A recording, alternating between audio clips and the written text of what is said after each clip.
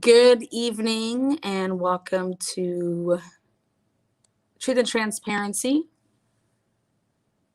Sunset Secrets 2, Episode 7, Ace in the Hole.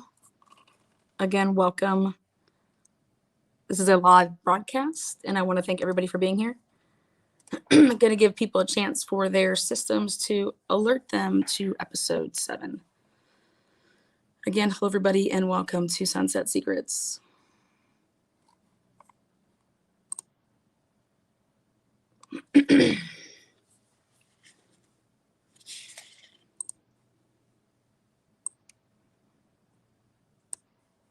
As we are waiting for people to get in live chat and to be able to catch this from the beginning and through its entirety, we're asking that you keep Aliquippa resident B, who passed away this past weekend in Linmar. It is an open investigation and homicide. So again, everybody in Aliquippa, my prayers are with you, the family, friends, and loved ones of B. My thoughts and prayers are with you as well.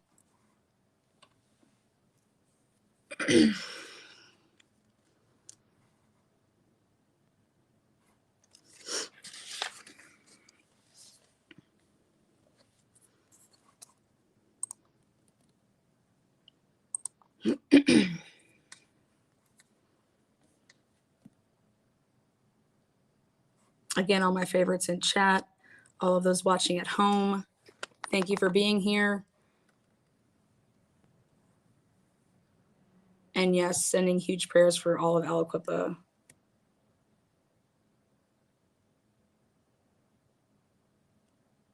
Very sad weekend. Also, I would like to give a special happy birthday to Juju. That is Sheldon's little brother. He just turned 2 today. So the happiest of birthdays to a very happy boy, Mr. Juju. Happy 2nd birthday. Again, that's Sheldon's little brother.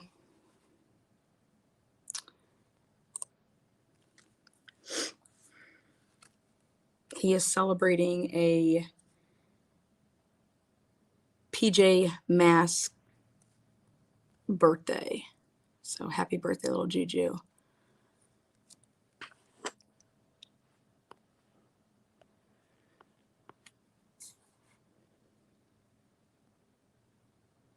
Again, welcome everybody. Truth and Transparency podcast, Sunday nights, Sunset Secrets, Aliquippa, Pennsylvania. This is season 2, episode 7, Ace in the Hole. Tonight's episode sponsored in part by Fight for a Family, as well as all of you guys that are members of this lovely YouTube channel. Consider being a member and a monthly donor at www.fightforafamily.com.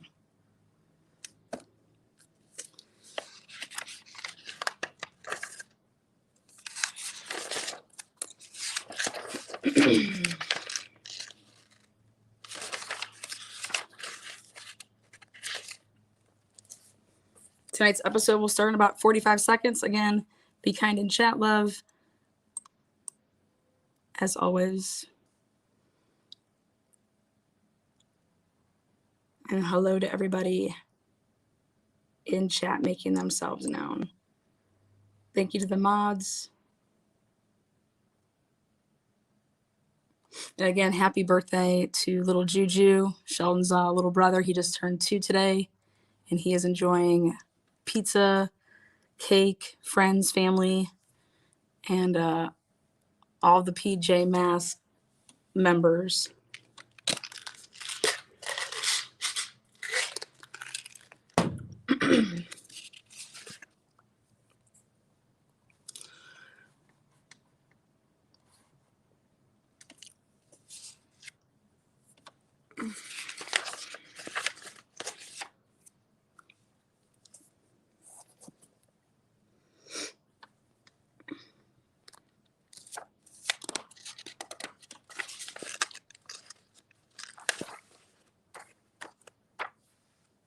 And going to get started here in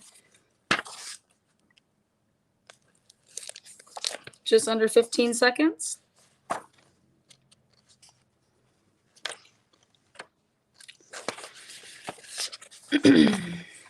Again, hello to everybody. I see you guys there in live chat.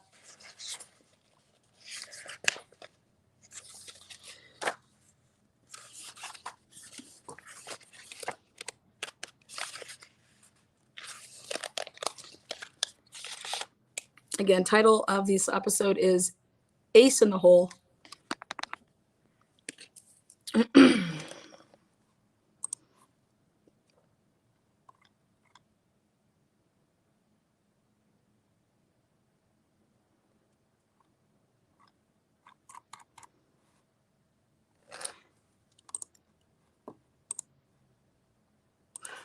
I'll begin this episode by reading 3 newspaper articles. Aliquippa shooting suspect faces trial. This is Saturday, April 28th, 2001. A Beaver County man yesterday testified that Anthony Too Sweet Smith, 23 of Aliquippa, tried to kill him for talking to police about the shooting death of Aliquippa police officer James, 9. Smith faces charges of aggravated assault and attempted homicide of the witness Kyle Gooseby. Gooseby, however, was prevented from elaborating on connections between his case and Officer Nimes' murder. Police were on high alert as Smith and Gooseby entered the courthouse in Beaver for the preliminary hearing because threats were made on Gooseby's life, according to court officials. Testimony revealed that Smith and Gooseby served time in prison together in Tennessee and have known each other for years from drug dealings in Beaver County. The two men repeatedly exchanged glares and cursed each other out during the testimony, prompting District Justice Joseph Zepsik, police officers, and Smith's attorney to warn the defendant about his behavior. Defense attorney Lee Rothman objected to questioning about Nimes' death, saying it had no relevance in the charges against Smith. The prosecution, led by Linda Barr, a deputy attorney general, is trying to quote-unquote manufacture evidence, he said. Rothman said that if prosecutors had evidence connecting Smith to Nimes' murder, Smith would have been charged with retaliation or threatening a witness. State police are desperately trying to tie my client to the shooting of Officer Nimes, Rothman said. The judge upheld his objections and prevented further testimony along those lines. Officer Nimes was shot to death March 15th as he walked his beat in the Linmar Terrace housing plan in Aliquippa. Jamie Brown, 23, and Darnell Hines, 18, were charged with the homicide within days of the killing. Acey Taylor, the third, 17, was arrested last week and is also charged with the homicide as well as conspiring. In a calm voice yesterday, Gooseby recalled details of the evening of March 20th when Gooseby was on a work release program related to previous drug charges. Gooseby said Smith called him twice to arrange an exchange of cocaine. He followed Smith to a quiet residential street in Harmony Township. Smith got out of his car with a black glove on his right hand and a gun tucked in his pants, showing through a thin white t-shirt. Gooseby said Smith entered his car and told Gooseby to drive down the road to exchange the drugs. Quote unquote, I ain't going down that road. You're trying to kill me, he told Smith.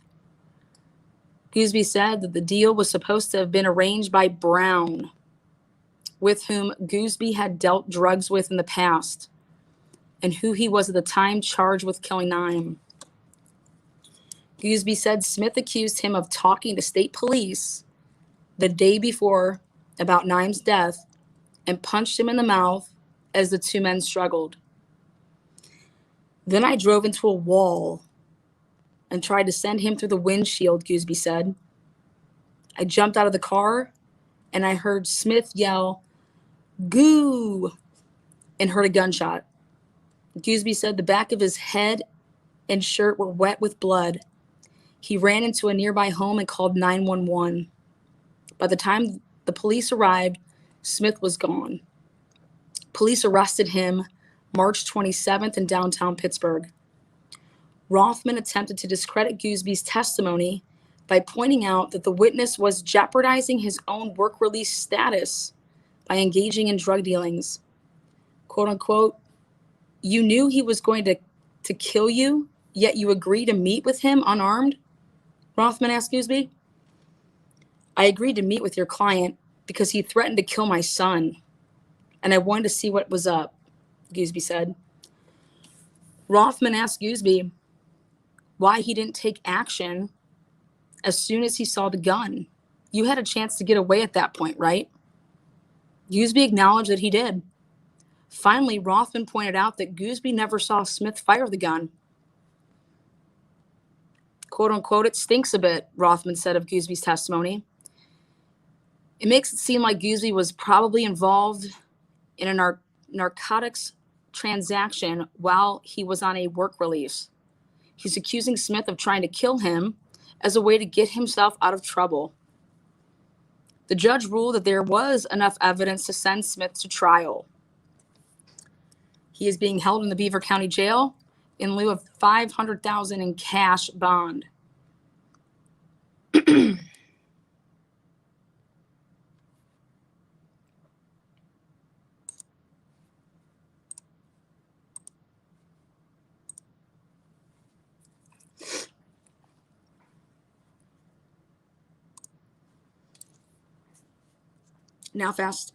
Now we're going to rewind.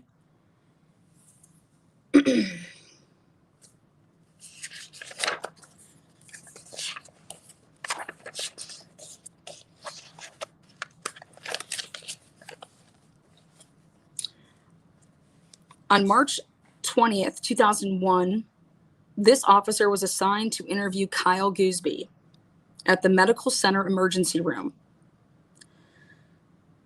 Gooseby reportedly had just been assaulted by Anthony Too Sweet Smith in Harmony Township, Beaver County. This officer at the emergency room at approximately 6:05 p.m. Upon arrival, this officer was met by the Ambridge Borough Police Officer. I'll redact his name. The sheriff and Brighton Township Police Officer, and I'll redact his name. They were all awaiting the arrival of Gooseby, who was on work release from the Beaver County Jail. Gooseby was removed from the ambulance and transported by EMS personnel to a trauma room.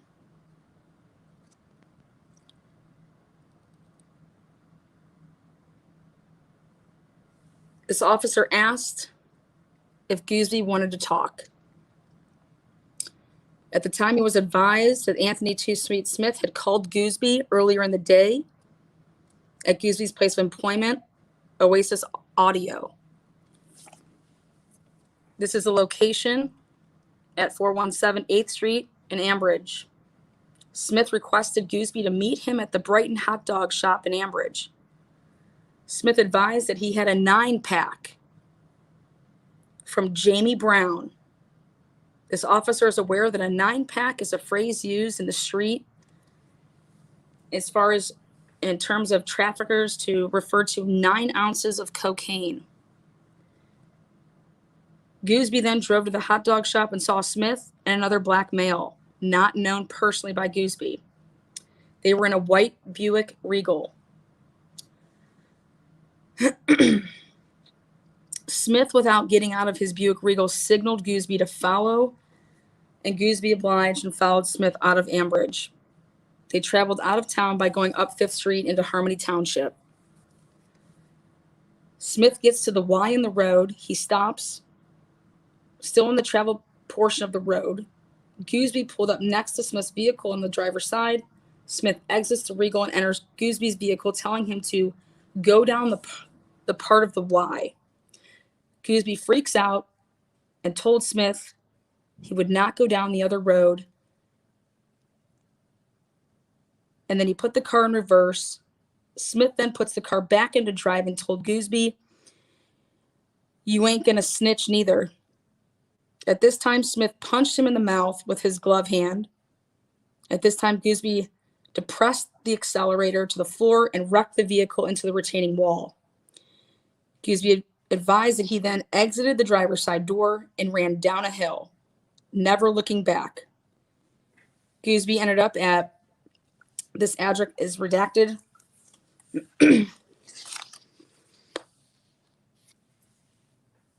This officer then enters the room of where Gooseby was, as all of that information was obtained in a police report prior to Gooseby arriving to the hospital. Gooseby is acquainted with this officer from prior police contact. This police officer asked Gooseby if he knew why he was there, and he said, fuck yeah, I do.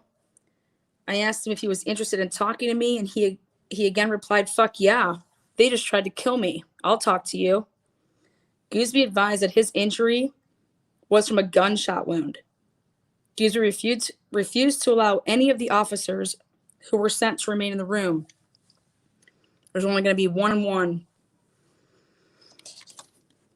He allowed 1 officer to remain. At this time, one of the RNs entered and advised that Gooseby needed a CAT scan. Now, remind your guys yourselves that Officer 9 was shot on 3/15. And then here, on 3/20, this situation happens. 5 days later, this officer accompanied Gooseby to the radiology department. Gooseby was scanned by CT, and the preliminary report indicated the scan was negative. This officer requested photographs for the wounds. Gooseby was asked for permission to photograph the wound, and he granted same.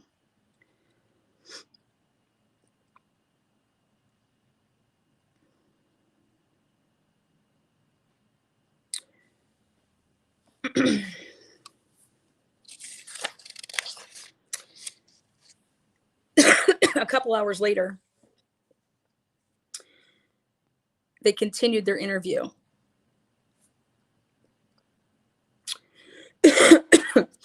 I asked him if my notes were accurate as to his recollection of what he had told me. Gooseby replied, yes.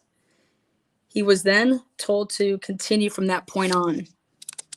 Gooseby advised that he told Smith he was not going down the road. Smith wanted him to. Gooseby told Smith, I'm not going down no fucking back road with you. You're fucking scaring me. I don't know nothing. I don't want nothing. At this point, Gooseby put his car in reverse. Smith put it in drive and said, drive straight. Gooseby put it in reverse again, and Smith again put it in drive. Smith then said, you're a snitching motherfucker. At the same time, Smith punched Gooseby in the mouth with his right hand.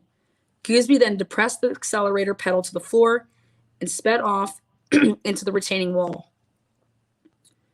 Gooseby exited the car and ran down the adjacent hill. Gooseby heard Smith yelling, goo, and then Gooseby heard a gunshot. Gooseby was questioned as to his certainty it was a gun and a shot. Gooseby advised he was absolutely certain he heard a gunshot. Gooseby said he didn't feel anything as his adrenaline was rushing. A second later, he felt the blood running down his neck and felt his head throbbing. Gooseby was asked if he hit his head in the accident or anything else as he exited the vehicle. He responded, fuck no, man. He fucking shot me. I ran to the second house I found because the first house was too close to him. I looked in the windows of the second house and saw an old couple. I walked right in their house and said, someone's trying to kill me. I need to call the police, please. Gooseby then showed the blood, and they gave him the telephone, and he called Beaver County Emergency Services through 911. Gooseby was asked if he believed he knew the motive behind Smith's actions. Gooseby advised that he absolutely believes that Jamie Brown had directed Smith to kill him because of the troopers who showed up at his house on Sunday, 3/18, to interview him. And then asked Gooseby to give me a detailed background of his relationship with Smith. Gooseby advised that he first met Anthony Too Sweet Smith through Jamie Brown back in 1998. Gooseby bought 4 1/2 ounces of powder cocaine from him. Gooseby advised that Smith is younger than Gooseby, and Smith advised him that Smith used to look up to Gooseby. The two men began dealing controlled substances with each other. Smith would front Gooseby. One time, Smith asked Gooseby to go with him to Tennessee. They left Beaver County on 10/13/99 and were stopped in or around Nashville with $155,000 in United States currency on them. Gooseby advised that $25,000, which was his, the rest was Smith's. The purpose of the trip was to purchase controlled substances. Smith took Gooseby as a driver. Gooseby and Smith were accompanied by a friend of Gooseby's, Jackson. Gooseby advised that while they were in their holding tank in Davidson County, Smith advised the other two, if anyone says anything, I'm killing babies. Gooseby advised that he was the only one with a baby. His son was just 4 months old at the time. Gooseby assured Smith he would not say anything. Smith was released before Gooseby. Gooseby did his time. Upon his release, Smith provided Gooseby with a 9-pack of cocaine. This officer believes this to be a reward for keeping quiet.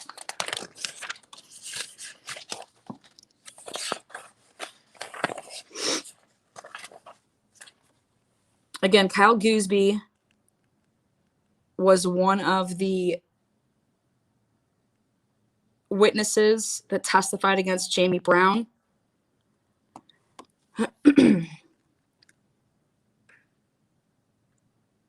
And in his report, in his statements, was saying that he believes that Anthony Too Sweet Smith came at Gooseby and tried to kill him because Jamie Brown requested that he do that. Now,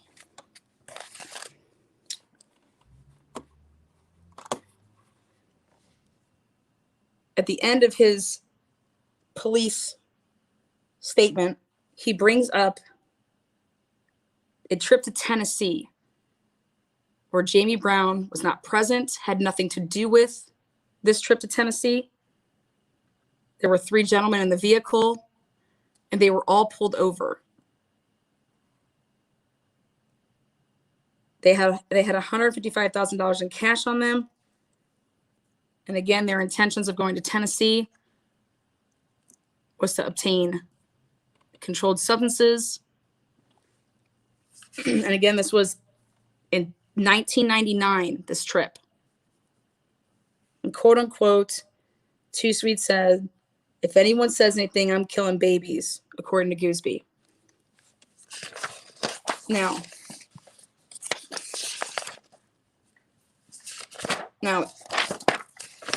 in Aliquippa, at the time of the murder, and then all the way till present day today, a name that is known in the community, Anthony Too Sweet Smith, is a name that a lot of people in Aliquippa believe to be actually the shooter, the killer of Officer 9. Now,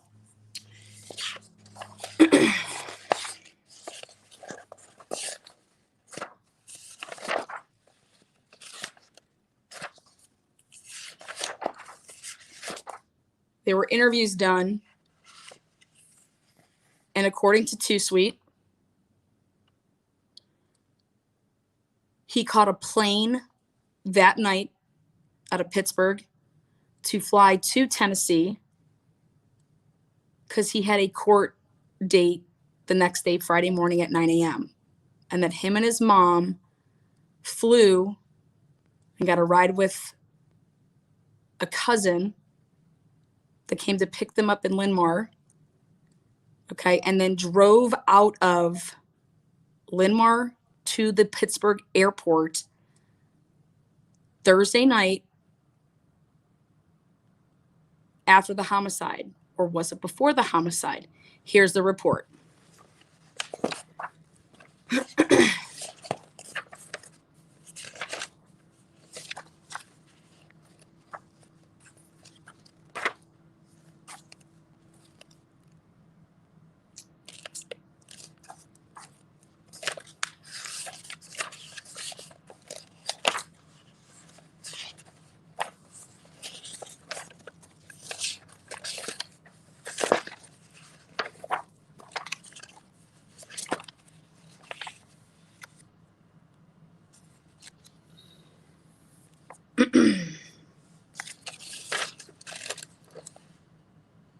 On 3/28/2001,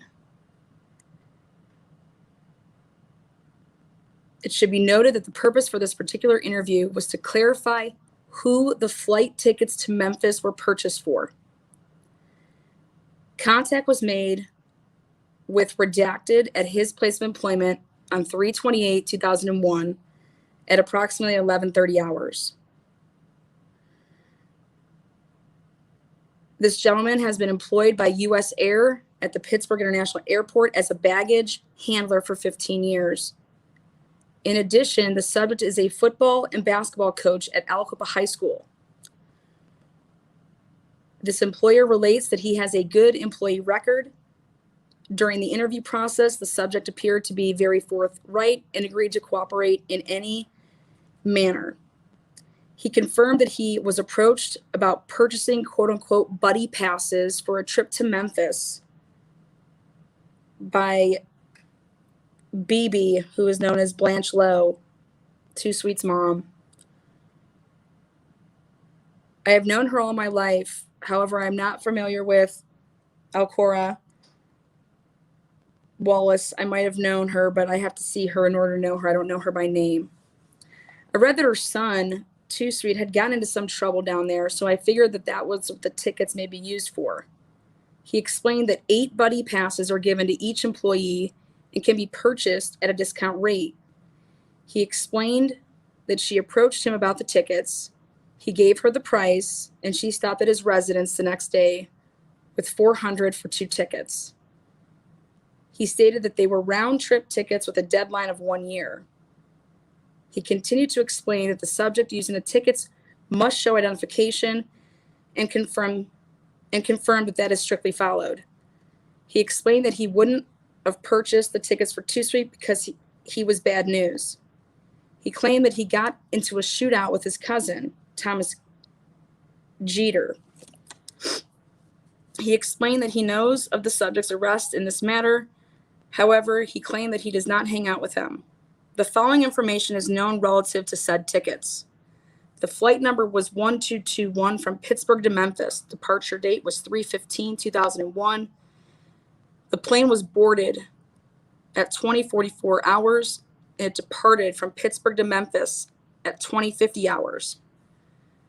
Flight number 1194 from Memphis to Pittsburgh the very next day, 3/16/2001, arrived in Pittsburgh at 21:35 hours. No one by the name of Smith was booked on either flight.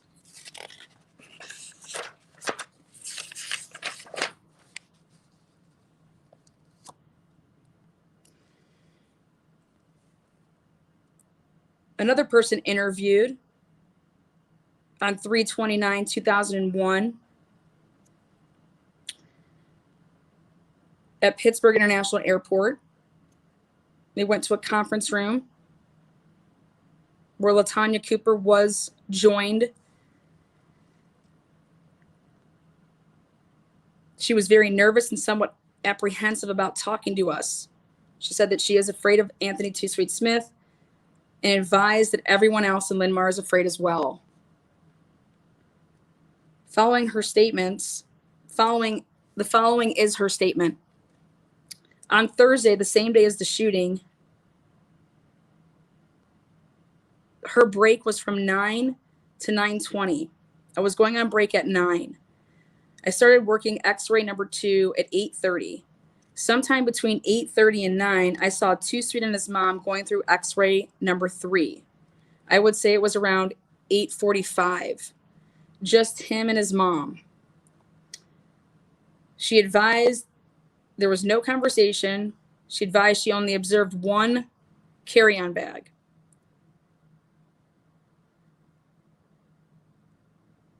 She said, how do you know that it was Smith? She advised she just knows him to see him. She has known him for a few years and can definitely pick him out of a lineup. She also knows that his mother, she's also a familiar face in fashion and could absolutely pick her out as well. It is without a doubt in her mind that she saw Smith and his mother. They were together and no one else was with them at the time.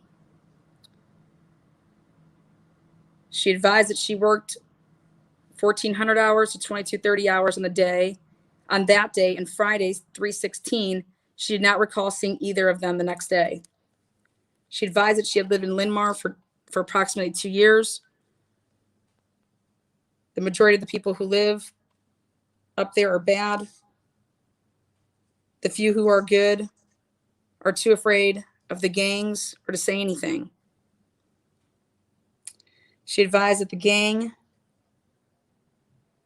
that she's referring to, they call themselves the Bloods.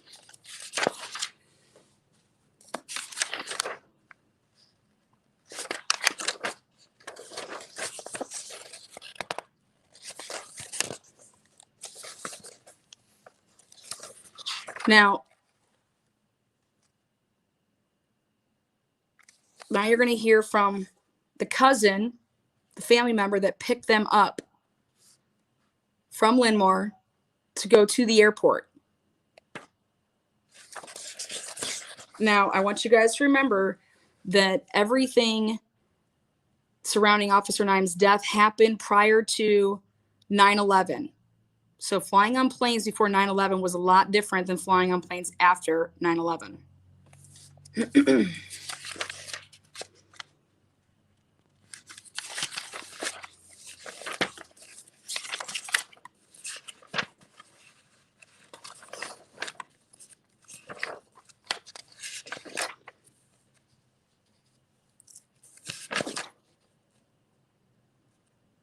Okay.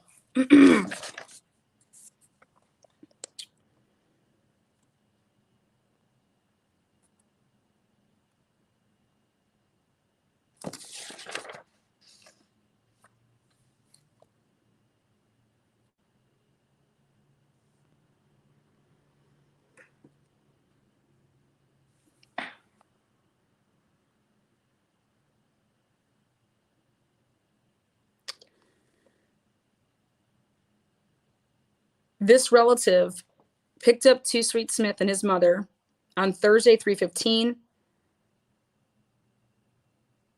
at the residence of quote unquote Sarah in Linn-Mar between 8:15 and 8:20.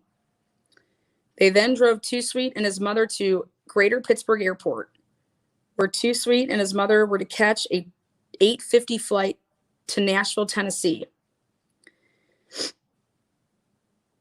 Too Sweet was scheduled to appear on 3/16/2001 in Nashville. Too Sweet and his mom was supposed to return on 3/16 late afternoon. When he picked them up in Linn-Mar, Too Sweet was wearing blue jeans, jean jacket, and tennis shoes. Earlier in the afternoon of 3/15, this person had been driving Too Sweet and his mom to Kaufman's at Beaver Valley Mall.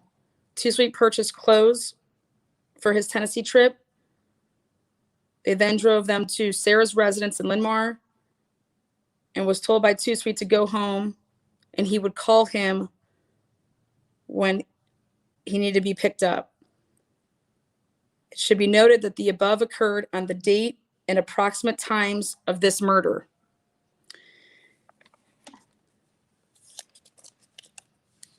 This witness further stated that they know nothing about the murder of Officer Nime and does not associate with any gang-related activities. It should be noted that this person appeared nervous and at times deceptive during the interview, especially regarding Wallace's ownership of his Buick Regal and the house on Ohio Street, which are both financed by Two Sweet Smith.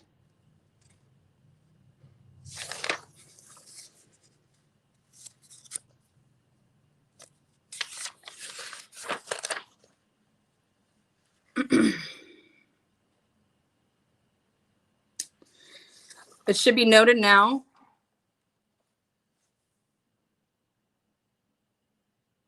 that adding to the list here will be these three accounts of entering and leaving Linmar, and then the distance that it would take and the time that it takes to get to Pittsburgh Airport. The plane boarded again at 8:44 and left at 8:50. Leaving Linmar between 8:15 and 8:20. So that they dropped off at US Air was probably around 8:40. I left then and went to the Colony Bar and Grill in Ambridge.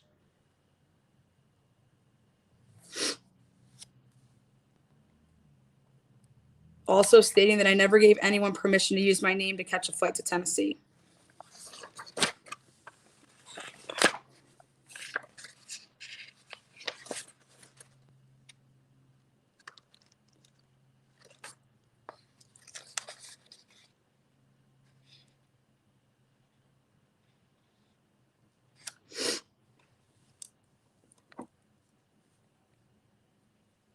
This witness also stated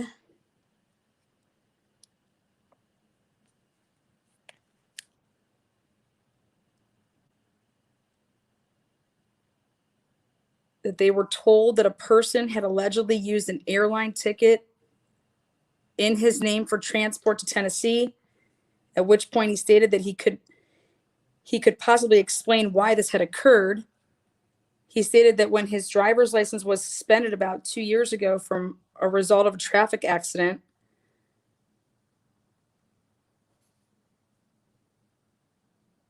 that instead of submitting his driver's license, he gave his license to Two Sweet one time to use so he could get into a club in Pittsburgh because he wasn't 21 years of age yet.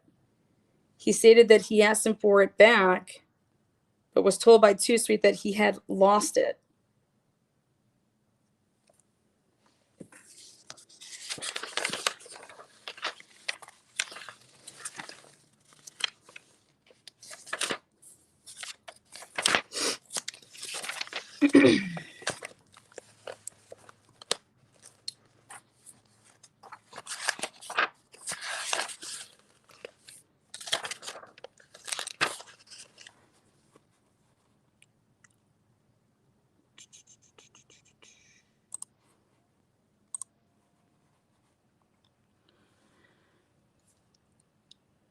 Now, a recap here really quick. Kyle Gooseby was a state's witness, okay? Joe Kirkland, aka Mojo, state's witness.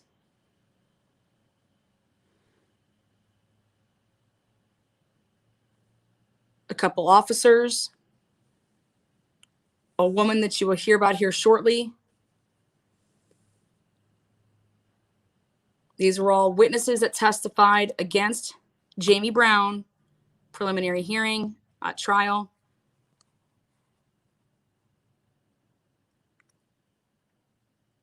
Because the number one question should be, how did Jamie Brown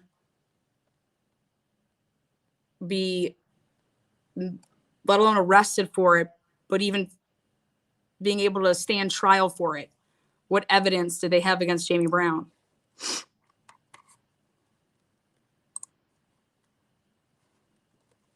And we're going to fast forward for a second.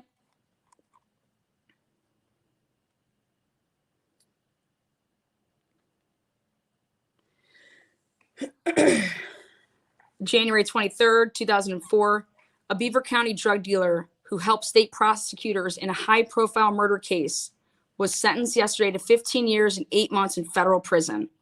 Kyle Gooseby, 25, of Fifth Avenue, Beaver Falls, admitted conspiring to distribute 2.6 kilograms of cocaine from September 2002 to last January. On June 20th, he possessed 3 guns in violation of a federal law prohibiting convicted felons from having guns. Gooseby testified for the state's attorney general's office in the 2002 murder trial of Jamie Brown, who was convicted in the shooting death of Alcoa police officer James Nime.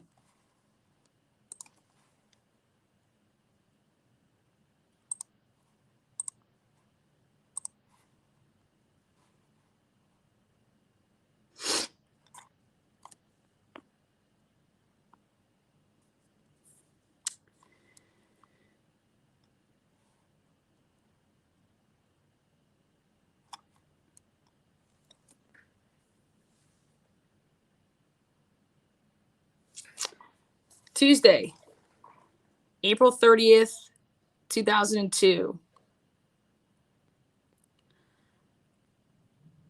A gallery of characters trooped through a Beaver County courthouse, a Beaver County courtroom Monday to testify that one of the defendants accused in the slaying of an Alcoa police officer had threatened to kill a cop in the weeks before the murder.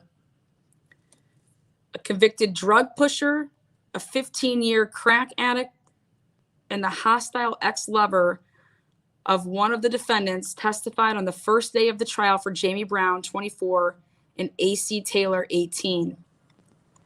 Brown and Taylor, both of Aliquippa, are charged with murder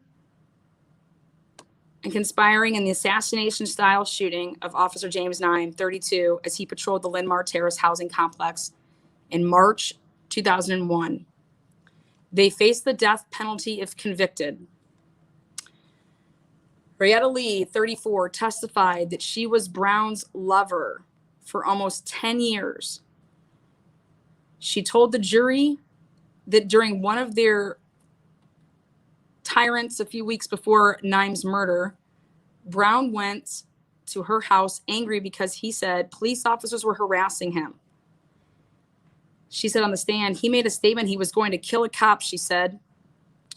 On cross-examination, Lee admitted she sold drugs and had been convicted of retail theft. But when Brown's attorney, Erica Kreisman, questioned whether Lee felt scorned because Brown did not want to be with her anymore, she stated, please, it wasn't that good. Another longtime friend of Brown's, Kyle Gooseby, a convicted drug dealer, testified Brown also told him he was angry at police for targeting him and pulling him over for traffic violations. But a third witness proved useless to the prosecution when common pleas court judge had to toss his testimony. Mark Moore, an admitted crack addict, testified that he had heard a group of people at Linn-Mar complaining about cops and threatening to kill one.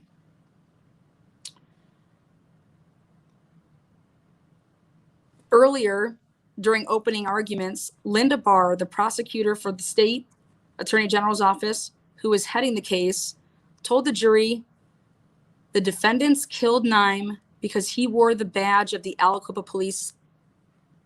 She said Brown was the trigger man and Taylor was the sidekick who told Brown to shoot him, again as the officer lay bleeding face down in the grass.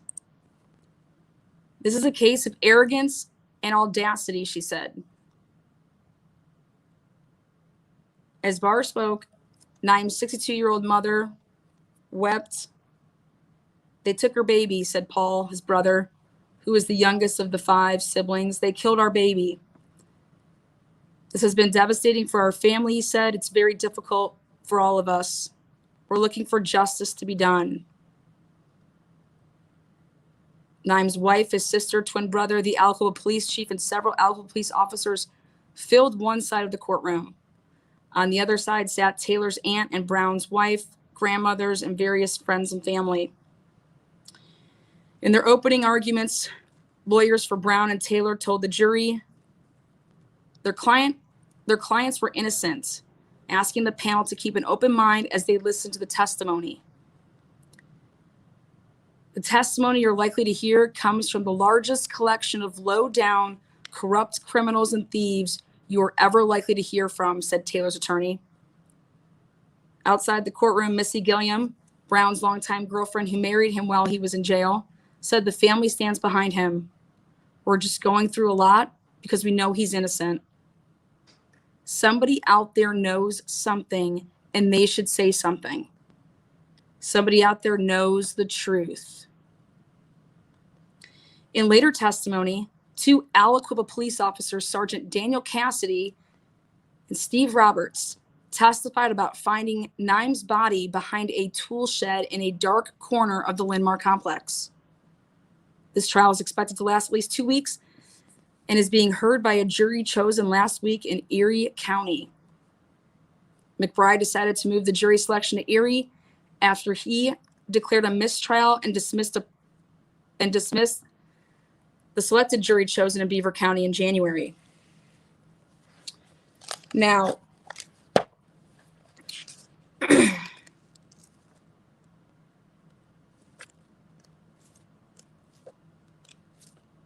before you get to meet Acey Taylor here, the ace in the hole, you're going to hear the recanting of Jamie Brown's supposed ex-lover as she gave a statement. It was put in at different points into his post-conviction, PCRAs that he's been filing.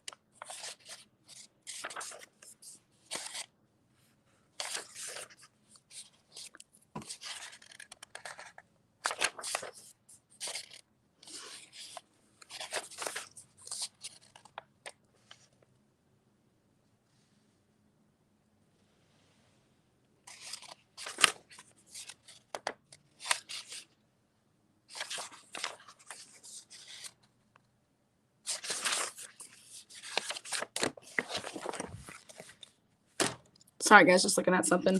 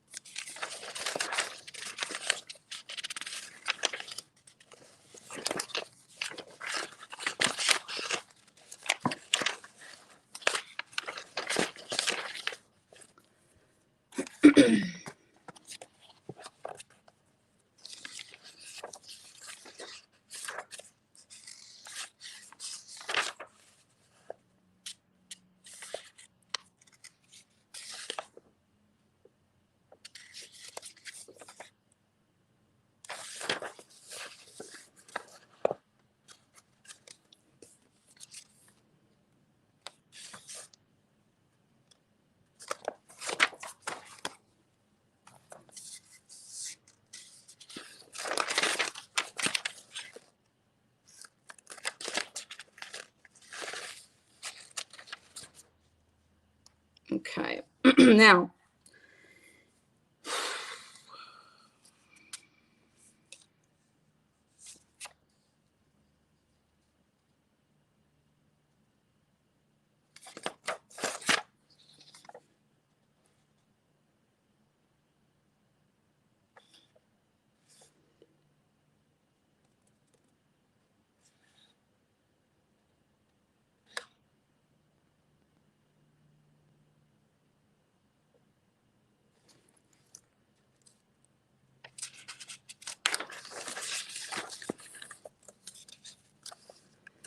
okay.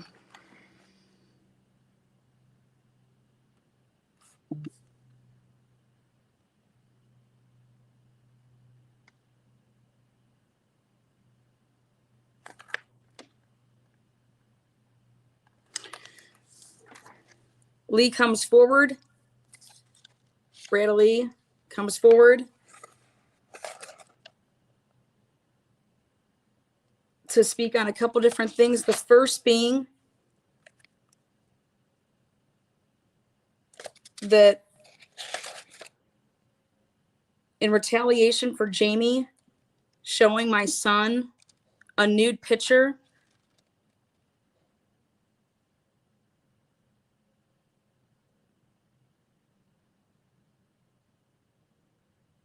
I falsely accused him with my statements in 2001.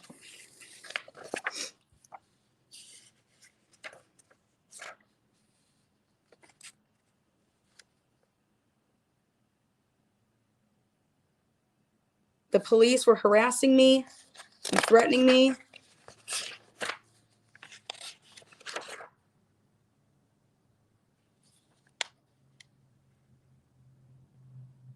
And just saying things about Jamie that weren't true.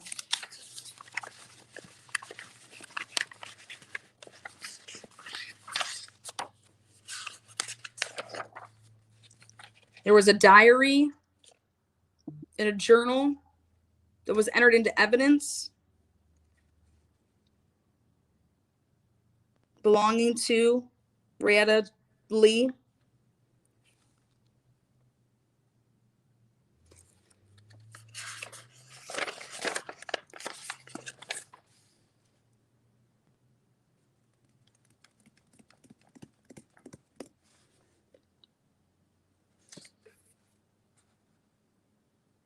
In a sworn affidavit, she recants her statements against Jamie Brown.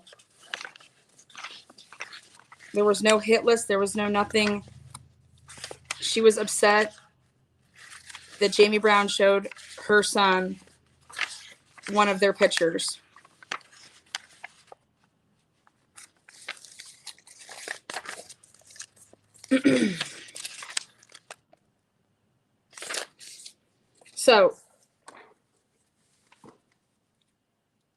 So far, everybody that has testified that we have talked about,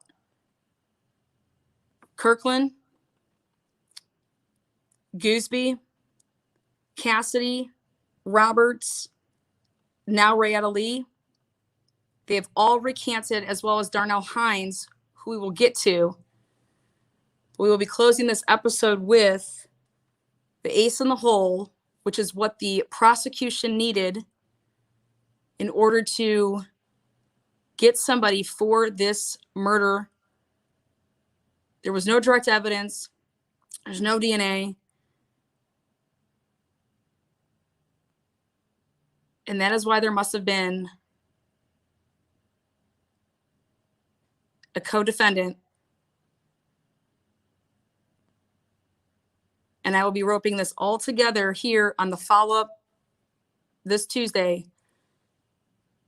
But closing out this episode with the ace in the hole is, where does Acey Taylor come in? And when does Acey Taylor come in to play?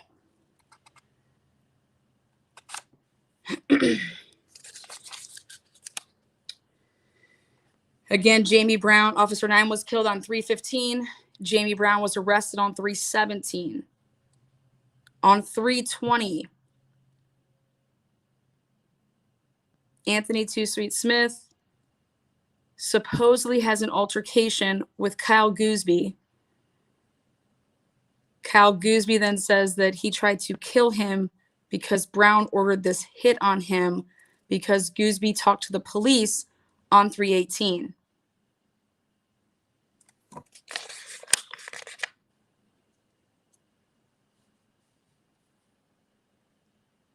Now, I would like to say that there was a lot of hot water going around after the death of Officer Naim on 3/15.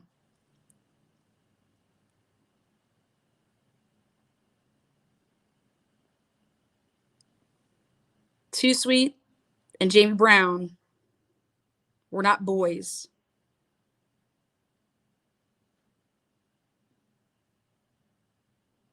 Them ever having a conversation like that is laughable in itself.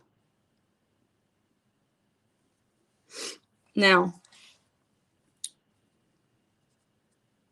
a good month later, on 4/20/2001, I'm sorry, on 4/12/2001, this officer proceeded to the above individual's residence, Acey Taylor, 17 at the time. Knocking on the door, there was no response. This officer then called the residence on a cell phone, and Acey Taylor answered the phone. He then came to the front porch of the residence and was interviewed by this officer. He advised this officer that his father was not presently home, but he agreed to talk to this officer. Again, he is 17 years old. He is a minor. He stated that he lives at the residence with his father and his grandmother. He said that his grandmother was presently in the hospital and he was unsure where his father was. He said that his father must have the vehicle because it was gone. He said that the vehicle is a burgundy T-Bird, is registered in his grandmother's name, and it is the only vehicle in the family. He was advised by this officer that the reason that he is being interviewed was because persons placed him in Linn-Mar on the night of the shooting of the Aliquippa police officer. He immediately responded, "I knew this was going to happen. I knew someone was going to say I was up there." He then stated that he wasn't in town that night and that he and Ozzie Foster from Griffith Heights, a student at Aliquippa High School, had gone to Pitt that night. Say that they left after school sometime between 1600 and 1700 hours, and say that they both attended the school that day and that they returned around 10 p.m. that night. He said that they hung out around McDonald's and chased girls all night. He could not give this officer any more details of any other persons who could attest that he was in Pitt that night. He said that he could not give any names, but besides the one that he did, all he stated was that him and this gentleman went to Pittsburgh and they drove his grandmother's vehicle down. He gave up the name of the other person, David Strickland, who was supposed to go with them, but he was late, and so they left without him. He said that they heard about the shooting after they got back from Pitt. He could not give this officer the names of any particular persons that told him about the shooting, just that everybody was talking about it. He said that he dropped off Ozzie at his apartment. He said that he went home in his house probably around 10 or 11, and that he did go to school the next day, Friday the 16th. Playing name recognition with him, Acey advised this officer that he did know Darnell Hines from Linn-Mar. He did not consider him a friend, only an acquaintance. He stated that he did know Derek Cotman, but he did not hang with him, stating that he was too old. He said that he did not know Russell McKenzie. He said that he saw McKenzie's picture in the paper, a big guy with a lot of hair. He said that he did not know Mackenzie's name until he saw it in the paper. He said that everyone knows Jamie Brown. He said that he is not a friend or an associate of Jamie Brown. He said that he has never had Jamie Brown in his vehicle, and he has never driven Jamie Brown around, nor has he ever been in any of Jamie Brown's vehicles. He said he has been up to Linn-Mar. He hasn't been up to Linn-Mar since the shooting. And he said that he knows and is friends with a Dawkins. And that was the end of their interview. Then on 4/20/2001, just 8 days later, Acey Taylor was arrested at the Aliquippa High School. He was brought to the office of the county probation at the high school by Calvin Graham, head of security. Present at the time was a trooper, a detective, a PSP Beaver trooper. Taylor's father was contacted via telephone and notified of his son's arrest. He was brought to PSP Beaver. Prior to interviews, he was processed at PSP Beaver. At 12:55 hours, an interview with Taylor was conducted by the reporting officer. And his dad was now present at this time. Acey was advised of his constitutional rights at this time. The juvenile rights warning and waiver form were reviewed with Taylor and his father. After his rights were read to him, a conversation was privately made with the juvenile's father and the reporting officer. At this time, Mr. Taylor, as in his father, understood our position with regard to an interview of his son. He then agreed to have his son speak to the officers after he was given the opportunity to privately discuss this matter with his son. At 13:15 hours, the juvenile was again advised of his rights. The warning and waiver form was reviewed with the juvenile and his father, and the interview was conducted. From this interview on 4/20, Acey Taylor admitted to being with Jamie Brown at the time that Officer 9 was shot. He admitted to meeting Jamie Brown prior with the intentions of purchasing marijuana. When the victim was shot, he admitted to being beside the victim, recognizing that he was a police officer and telling Brown that he was still breathing, at which time Brown fired an additional round into the victim's head. He admitted to fleeing the scene via the wooded area, eventually working his way back to his vehicle. He entered his vehicle and drove from Linn-Mar. At 16:25 hours, a taped statement was taken from Acey Taylor with his father and his father's consent. The statement is detailed regarding the events as they occurred from the time Taylor woke on 3/15 until after the shooting. During this taped statement, a copy of an aerial photograph was used and marked by Taylor to identify his and Jamie Brown's positions at various points leading up to the shooting. The taped interview will be transcribed at a later time. The original audio tape was entered into evidence on the same date. Reference the property record. The copy of the aerial photograph was also entered into evidence the same date. After the interview was complete, Acey Taylor III was transported and incarcerated at the Beaver County Jail.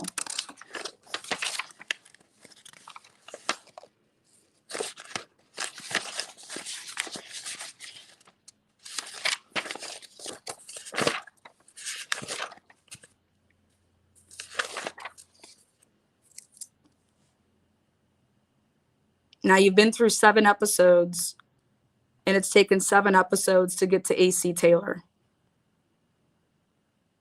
So when the officer said your name was coming up, that you were up in Linn-Mar.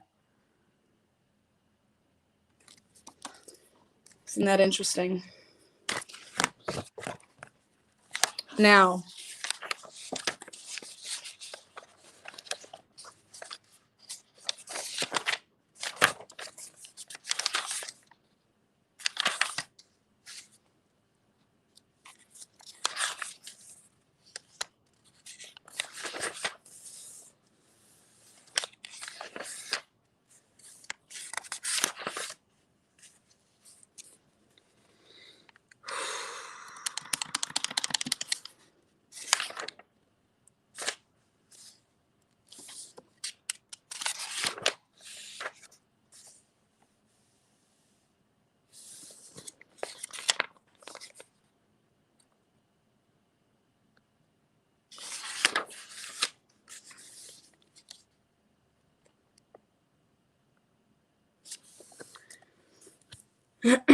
now,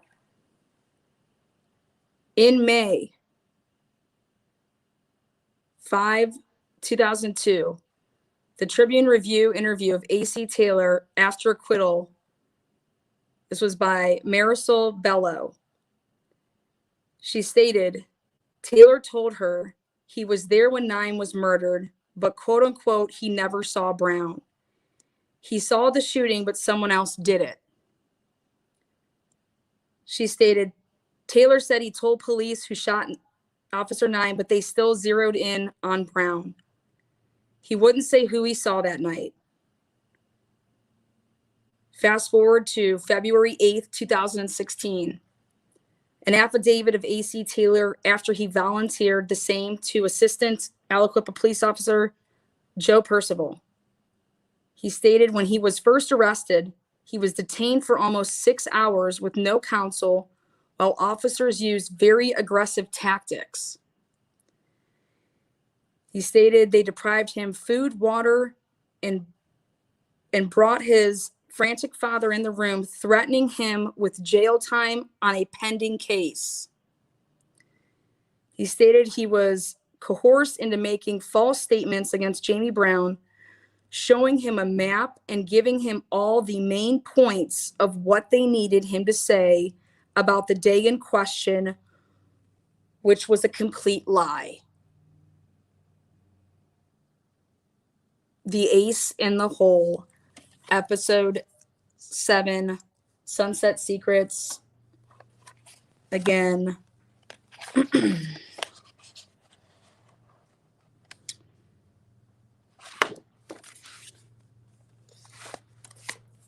now I will answer a few questions here, and then remember I will be doing a roundup on Tuesday.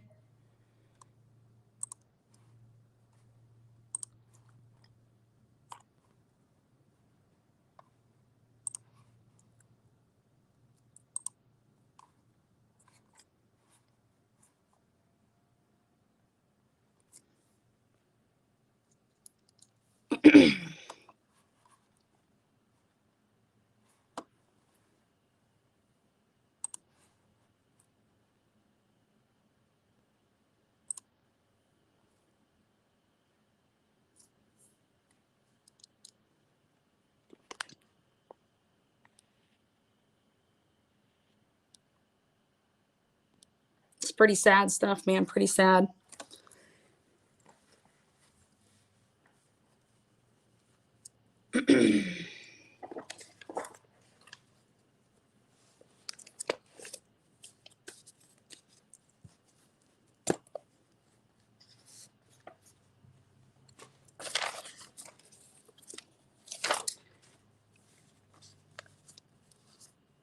Now I will go into on Tuesday exactly what the police and Kyle Gooseby did in terms of what happened with the 320 incident, because I will give it to you straight.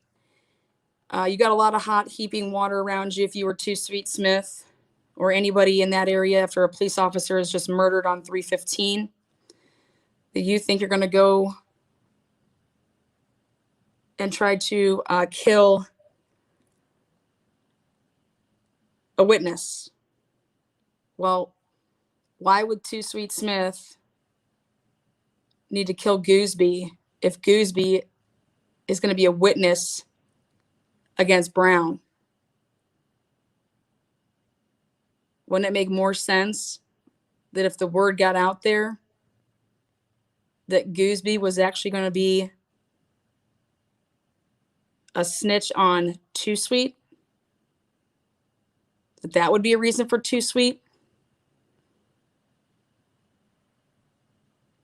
to have a chat with Gooseby?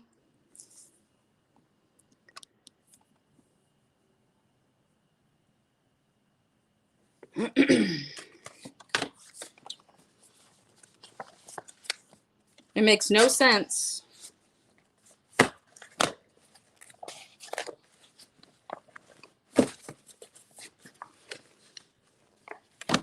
For Too Sweet to have any beef with Gooseby and to possibly know that that interview ever took place on 3/18, unless it was purposefully leaked.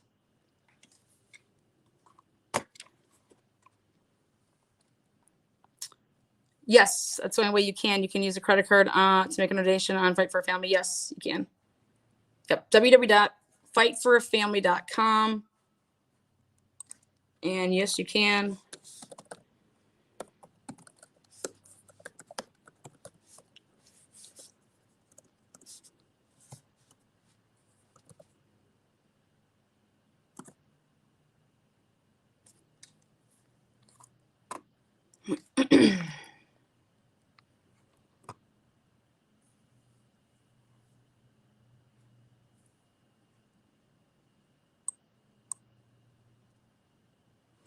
I want to thank everybody for being here for episode 7.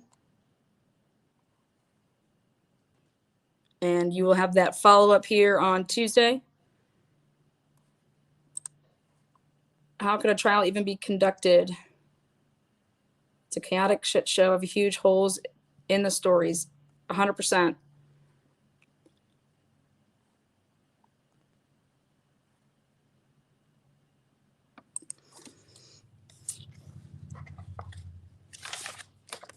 And referring back to,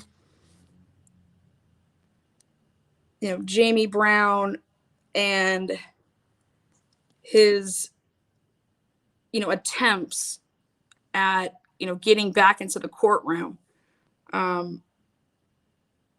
Remember, there's no gun that's been found. There's no direct evidence whatsoever linking Jamie Brown to the homicide of Officer James Nine.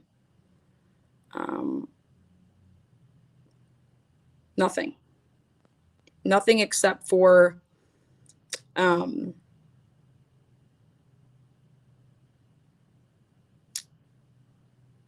very uncredible sources that came forward,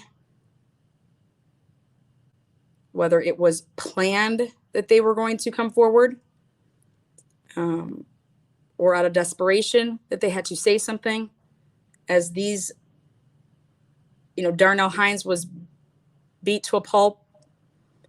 A lot of people in Linmar were called the N-word. And, at the end of the day, what had happened was a lot of people,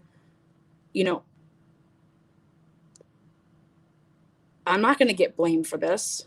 I'm not going to get blamed for this. A lot of threatening going on by the police. And the big thing that I'm going to break down on Tuesday are these timestamps of everything. Everybody's just trying to cover for themselves, but yet you have to go back and you really have to focus in on, Acey Taylor tells you that he got in his own car and drove away. So then how is that substantiate what Joe Kirkland saw is that he saw Jamie Brown and then another man in the passenger side? Well, that's not what Acey Taylor's testimony But see, Acey Taylor never testified against Jamie Brown because co-defendants. So you, at the preliminary. And I also believe Darnell Hines wasn't able to be interviewed either, or I should say brought on the stand as well.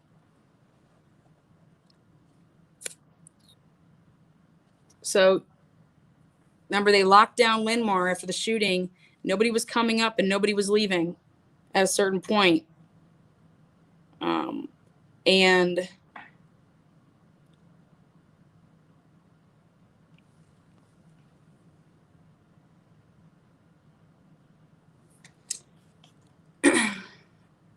I also know that it was asked by Jamie Brown's attorney, Erica at the time, on a list of people that possibly could have cut a deal,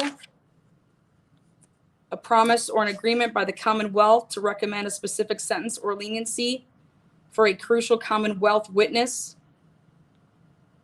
has a significant bearing on the witness's motive for testifying and hence his or her credibility.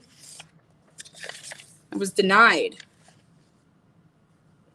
Counsel requested discovery information relative to any agreements which have been made with potential Commonwealth witnesses, as well as the criminal arrest records for prospective trial witnesses. To that end, I am enclosing copies of the criminal history records for the following witnesses.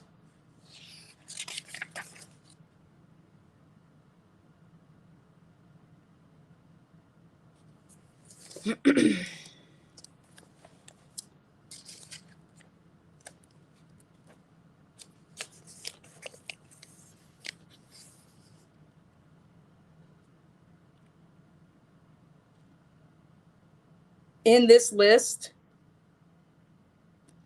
Erica Kreisman wanted to know what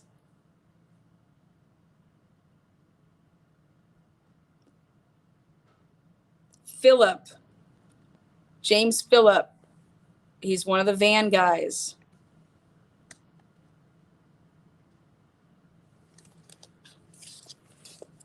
Erica Kreisman was on the right path. We'll see how far she got, though.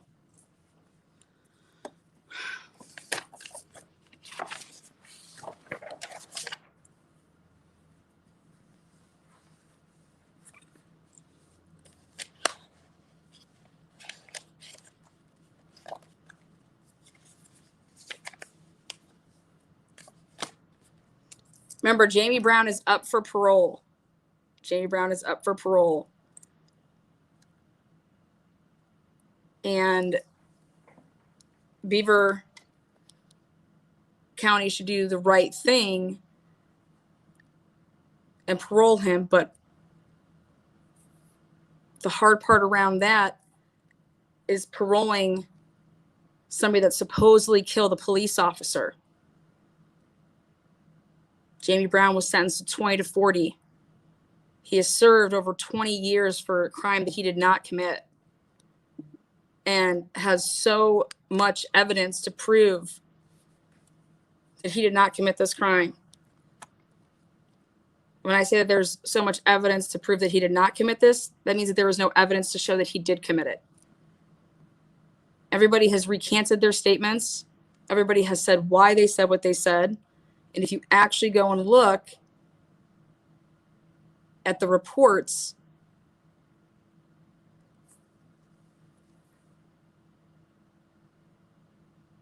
they've never said Jamie Brown's name until beaten to say it, or as Acey Taylor said in his statement, they told me where to point, told me everything I needed to know.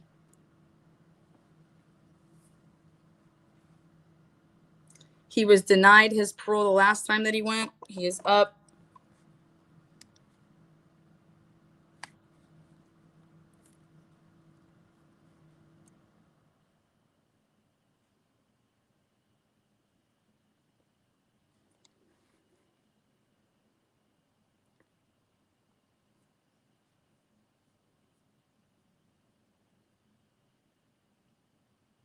Now remember,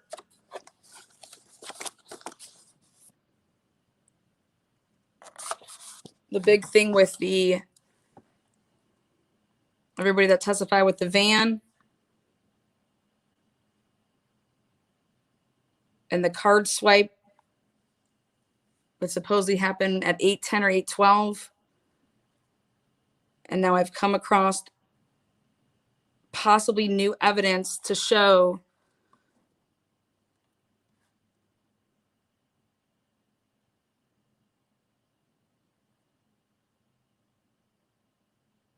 that there was a message, possibly multiple messages that went out to Officer Nimes' police vehicle, like lab computer to computer type stuff from different vehicles. You can do that.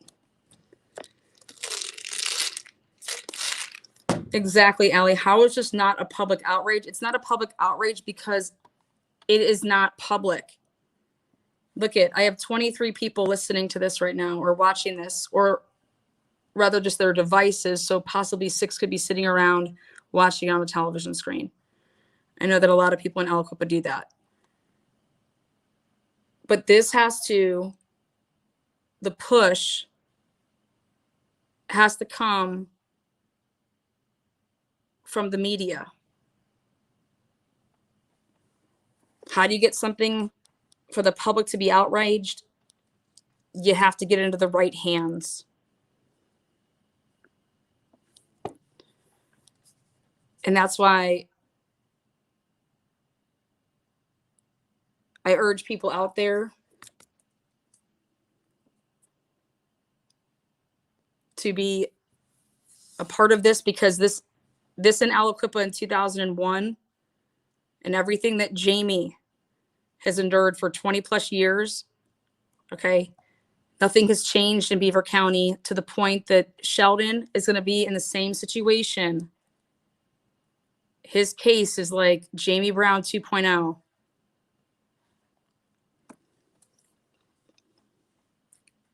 And then you throw in a couple other murders, and the most famous of them is the Rachel Del Tondo case in 2018.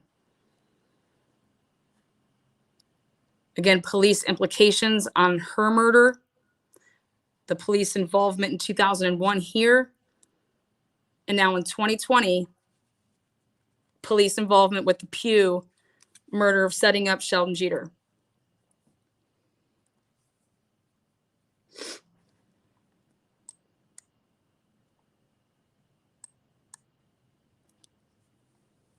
When corruption exists like this, it's not just Aliquippa police. This stems from higher up, where your power comes from.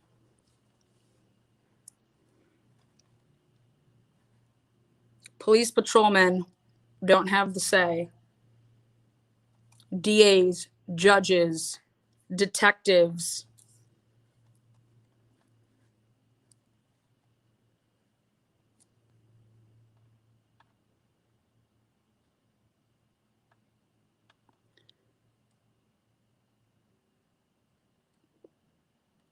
Allie, it's very sad.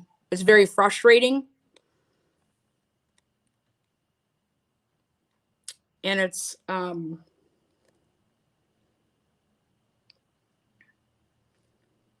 there's more people than Aliquippa that want to come forward pertaining to not only this case, other cases. But this isn't going to stop in Aliquippa and in Beaver County until Beaver County is put on national news blast.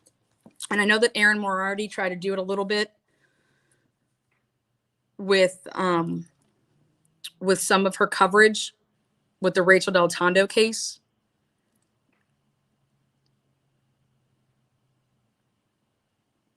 But I believe that her counterpart with the 48 Hours episode wanted to place the blame on and solely on Sheldon Jeter Jr. and get all eyes off of any police corruption or involvement. And it should be noted that that counterpart is married to a police officer.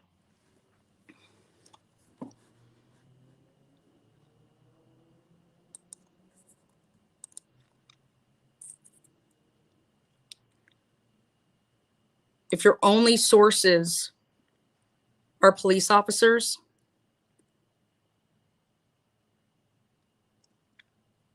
or government officials,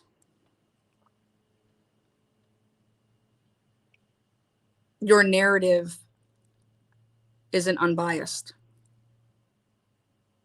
It's everything but unbiased.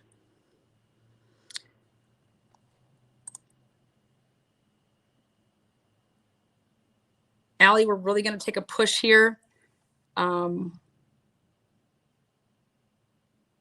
Myself and Jamie Brown's attorney, we're really going to take a push here going into the new year and right after the new year. Your girl's got something up her sleeve here. Everything has to be done the right way. And now that the defamation character suits can get out, and the defamation per se, my reputation can be cleared. I think that's going to have a lot to do with how successful moving forward with plans are going to be.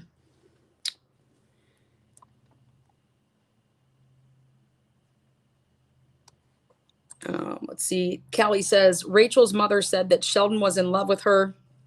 She also said, Rachel told me her ex-fiance was going to kill her one day. I don't get how they focused on Sheldon. Yeah, Rachel's mom said a lot of things in that episode. I think that the one thing that I just wish that would be different about that episode is the timeline of those statements, the timeline of all of that. It should be noted that Rachel never once said that she was ever scared of Sheldon. She never went to the police department because of Sheldon. And that cannot be said about her ex-fiance and the police themselves.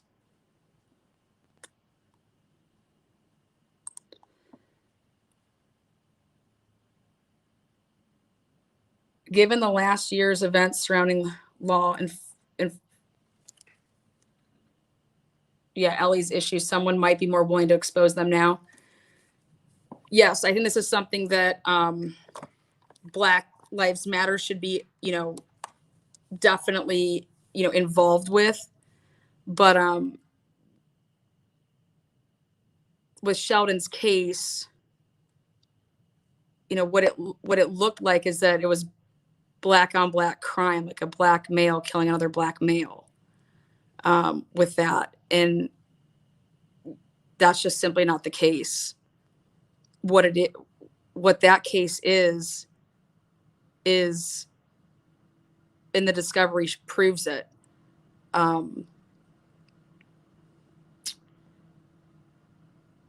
You don't close a door when you're interviewing a witness. That doesn't happen. And that's a huge witness because it's the timestamp of when this witness crossed and saw the body, which was everything in the timing of placing Sheldon supposedly at that, point in time, literally just seconds before this witness was there.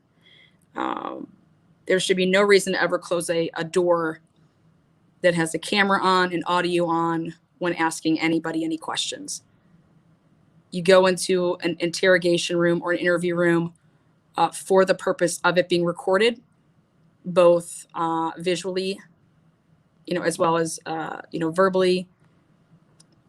And to see an officer go to close the door, that right there, there's just no answer for that.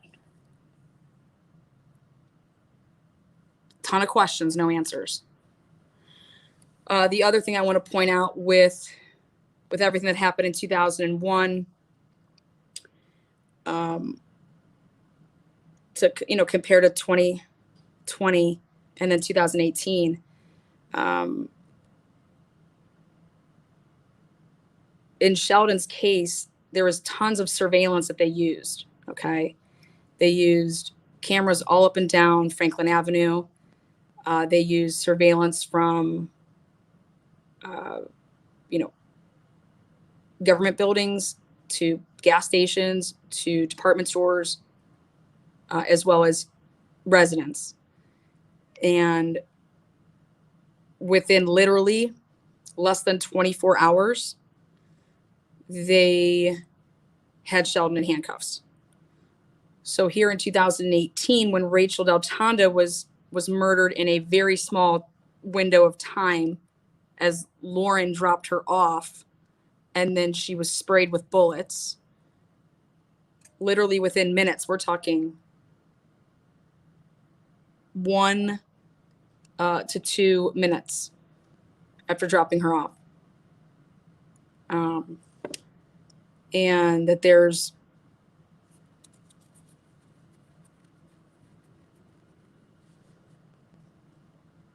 to not be able to, in 2018 2020, the same type of technology, no crazy advancements. I mean, people were using rings and all that stuff in 2018. Everybody that's followed the Christopher Lee Watts case, they think compare it to that time.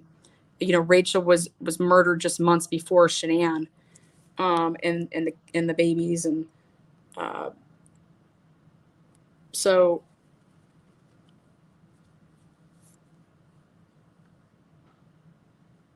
to say that Sheldon Jeter was responsible for Rachel Del Tondo's murder and was some mastermind and able to plan this to the point that he doesn't get arrested, the gun's nowhere to be found. They went to his house, and they knew where he lived.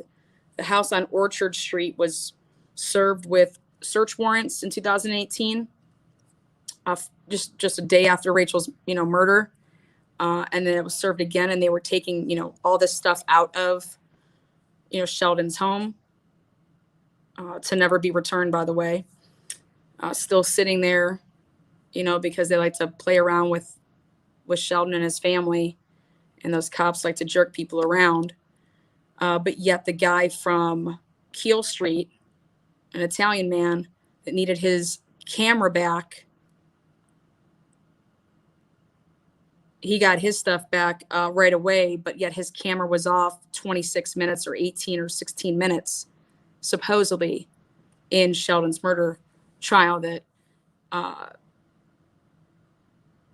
is very suspect.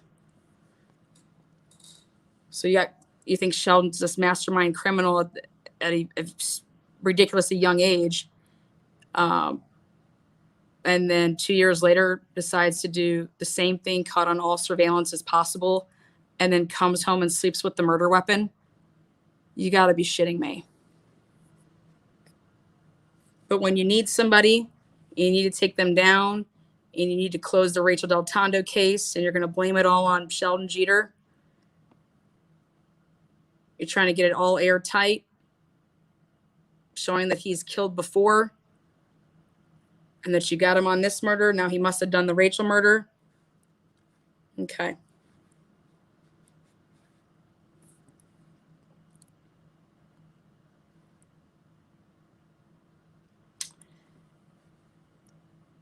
Well, they're not sure if she made it up the driveway. Lauren said that she did. Lauren said that she was at the side door. Lauren also said that she always waited until she went into the house. But that night she didn't. And yet she gets murdered that night. Just, Lauren's the daughter of a police officer. My question is, did Lauren have the 360 Life app on her phone? Was her parents able to trace Lauren? Lauren's dad, again, is a police officer. Lauren's dad was subject to possibly tampering with the scene.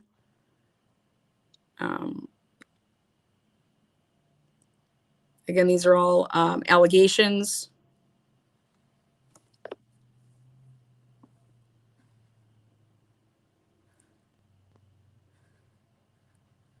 But if you truly think about it, from 2001 to present day, what's always been a question mark with everything? And that's Beaver County's law enforcement agencies.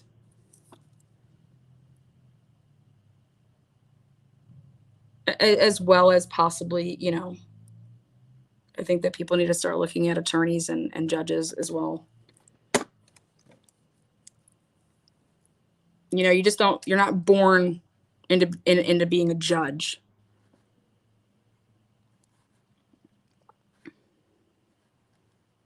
All these elected officials, why don't you guys look at their campaigns, see who's paying into their campaigns? I know I have. I have nice binders being built for Aliquippa, Sunset Secrets, these cases.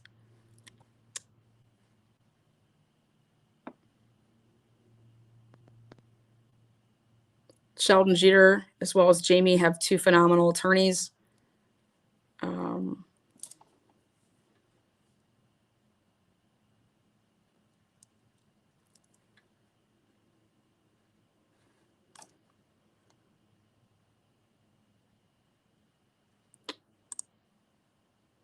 Yep, the race issues in Beaver are very, very bad,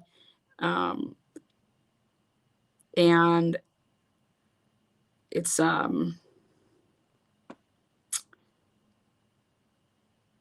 know,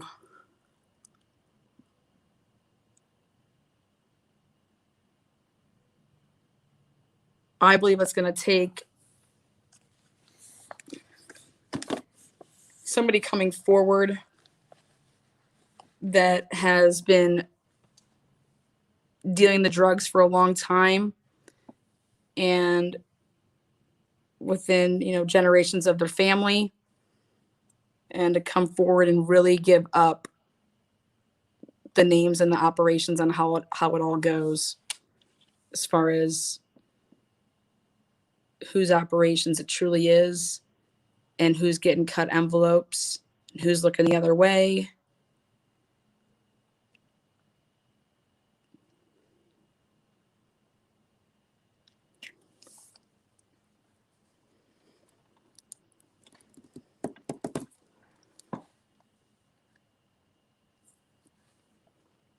But again, thank you guys all for being here.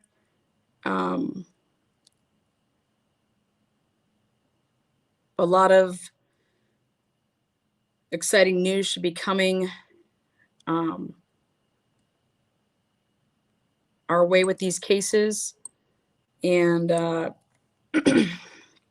going to do all that I can on social media to push with a couple new, you know, outlets that I'm using.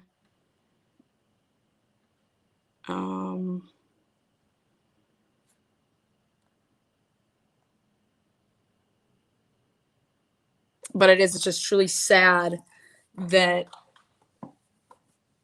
I believe that if I was talking about Christopher Lee Watt's case right now, there'd be 200 people in here right now. And because I'm talking about African Americans, I believe that that's why the viewership is where it is. And that truly has to stop.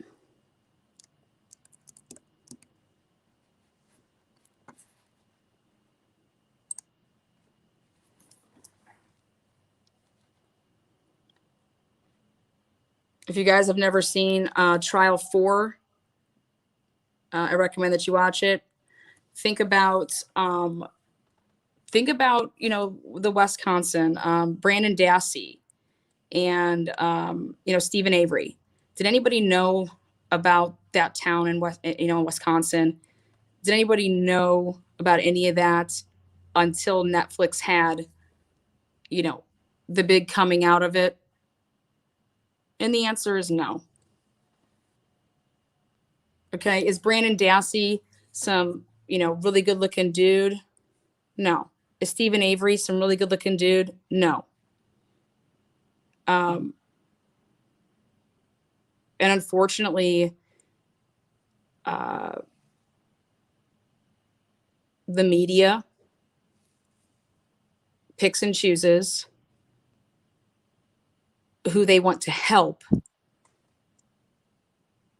get justice because it's a ratings thing for the media. And it's sad, but it's true. What are people going to watch? What are people going to really tune into? You know, and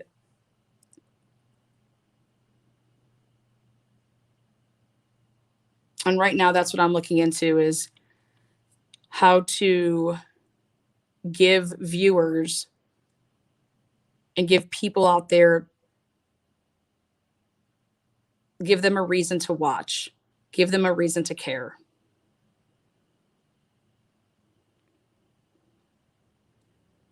Yeah, way more ironclad proof that Jamie and Sheldon are innocent, no doubt, than Stephen Avery. And that's absolutely correct. 100%. The media is a driving force on what crimes gain exposure. Yep. And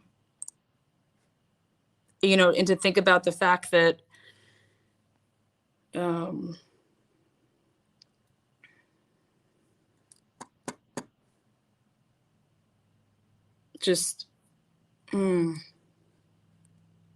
I said it the other day that a real cool channel, that if I had all the time in the world, I would create another channel, but that every hour a new, missing persons would be talked about, or an unsolved murder, and just having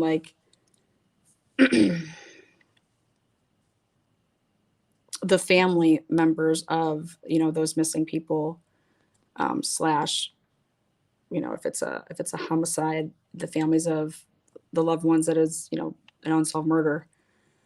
But what's sad though is that you think of something that you could positively do that could bring, the viewership slash, you want to get this out there. And because what it does, guys, is it puts pressure where pressure is needed. When you have all eyes on you, you have to do the right things. Or if you don't, hey, all eyes on you just saw you, if you keep this in Beaver County, it just keeps getting, Beaver County, everyone's just like, yep, it's Beaver. Yep, it's Beaver. That's all I hear is, oh, that's Beaver for you. Oh, that's Beaver. Well, stop saying that, because you're the fucking problem. You saying, oh, it's just Beaver. Oh, I look at you and I'm like, well, you're an idiot. Oh, well, they're going to come after my job. Well, same thing. You're an idiot.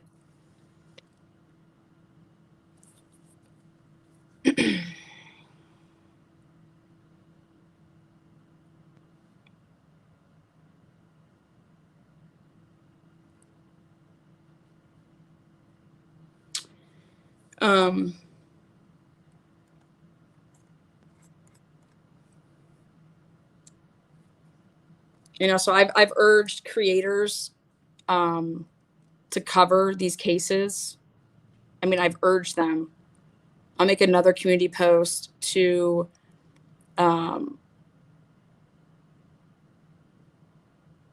cover these cases.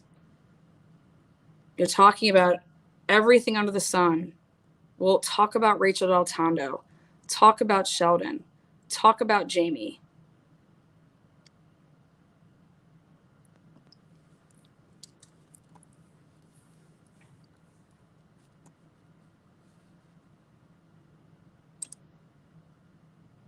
You have a collaborative, panel with 4 people on there. And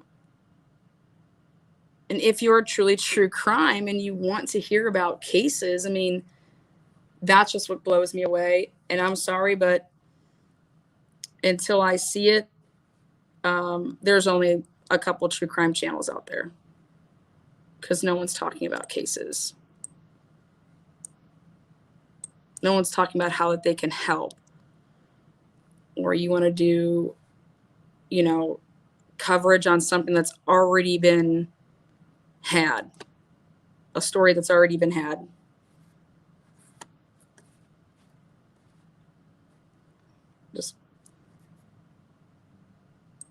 That's the difference between in it to make money and in it to make a difference. How about find a way to do both? So I'll see you guys on Tuesday. You guys are awesome. You know, I care about all you guys.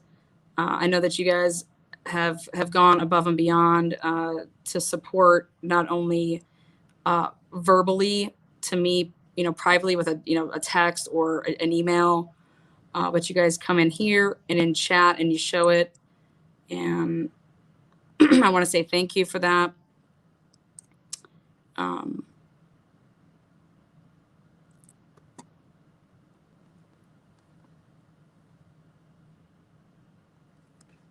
My besties, my mods,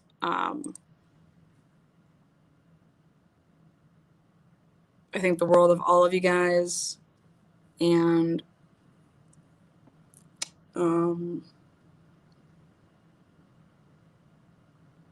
you guys give up so much of your time. I don't think people realize that as hard as this year was on me, it was just as bad for you guys, because to watch your friend, you know, go through something that is just completely unwarranted, you know. I know for me, if I had to watch one of you guys go through that, I would, you know, I'd be breaking down walls and stuff, but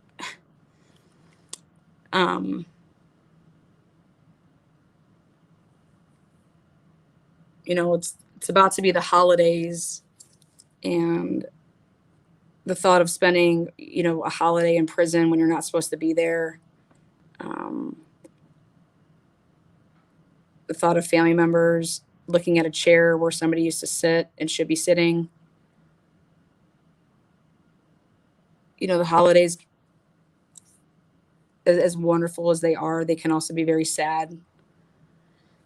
And for the people out there that said that they want peace for the holidays, well,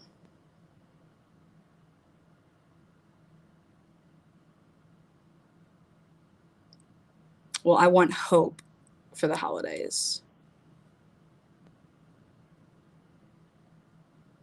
You make your own peace.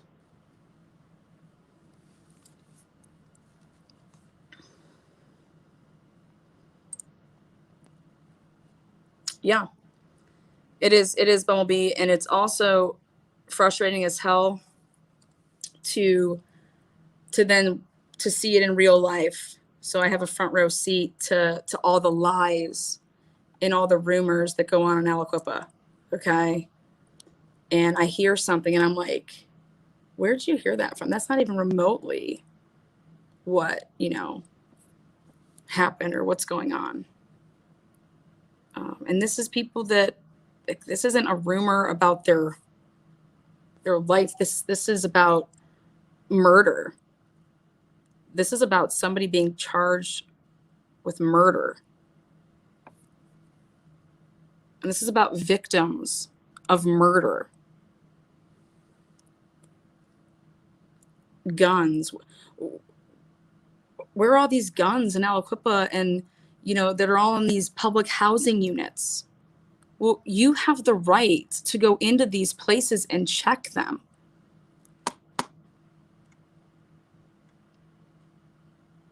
Like, how are all these guns that shouldn't be had by people that have, you know, felonies having these guns, these unregistered guns? Or, I mean, we're talking about when these homicides in Beaver are committed, they're committed with guns, not with hands, but with guns.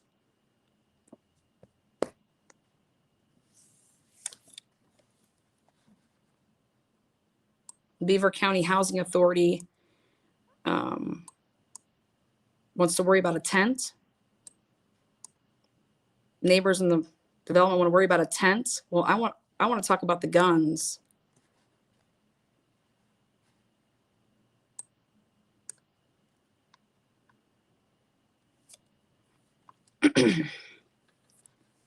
We'll see you guys on Tuesday. Be kind and chat, love. Get some rest and take care of your neighbor.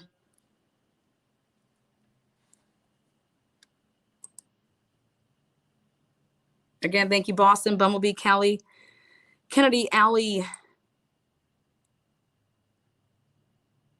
Crazy Chick, Patty, Mama 3, Delaney,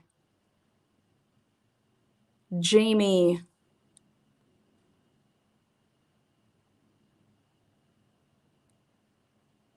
hope Kim's out there, Patty,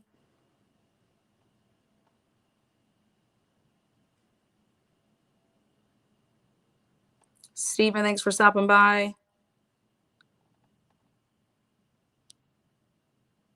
Hannah, To the Moon, Jackie, Mod Squad, Canadian Mama. Thank you guys. Sleep tight.